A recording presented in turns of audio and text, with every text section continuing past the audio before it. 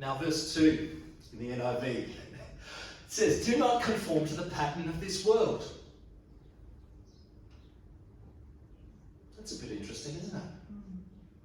My immediate thoughts go to Jesus. He was from my perspective, and I know he was perfect and blemishless and lived his life according to the law of the Torah, the Moses law that he brought down.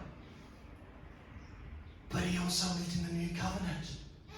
He was blemishless. He did not conform. He did not conform wherever he went. And the church continued after his sacrifice and resurrection. But wherever the church went, wherever the word was spoken, it was a message of non-conforming. It was a message of non-conforming. Do not conform to the pattern of this world, but be transformed by the renewing of your mind.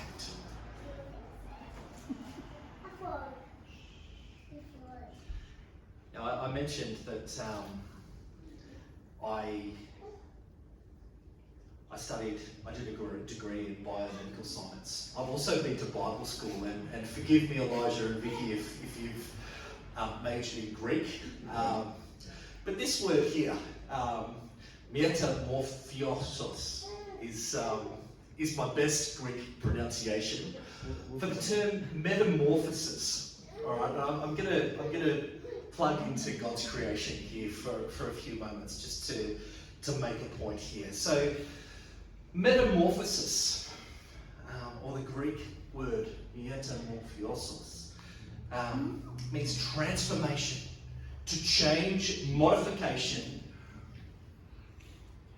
restructuring. Okay, so verse 2, it says, do not conform to the pattern of the world, but be transformed. Metamorphosis. I think it's getting worse and worse every time I try and say it. But here we go. Here's a fellow with a pattern, a being with a pattern. What do you take from that? What I take from it is we've got two beings, I'll call them, that are sitting opposite each other, and they're sharing a drink or something. It might be nectar, who knows? And we've got the caterpillar on the left-hand side, don't we? And he's saying, you've changed. And then we've got the butterfly over here saying, we're supposed to. We're supposed to. So this is Romans chapter 12, which I believe is a bit of an instruction manual on change and transformation. But I said that I'm a bit of a science person. So here's the life cycle of a butterfly. We might know this. This is very, very basic biology. Mark, you probably teach this to you young people, but the life cycle of a butterfly is called, as we know, metamorphosis. And we start off, where does it start? Where does it start? But we've got the caterpillar down the bottom, referring back to the cartoon, which morphs into or transforms into a chrysalis, which flourishes into a beautiful butterfly, which then in turn lays the egg. And that's its life cycle. Notice I didn't start with the egg. No, I didn't intend that. But that's just a bit of a fun picture for us to think about. I'm a very visual person. So when I'm thinking during the week, what did I learn at church? What did I think about? Oh, there was that funny cartoon that got some giggles, didn't it? And so if we think about that process of change, transformation, changing from the inside out, is what Romans is, or Paul in his letter to the Romans is instructing us to do. So, how many of us from time to time have been unhappy with something that's gone on in our lives? Yeah. possibly on a daily basis for some of us. Yeah?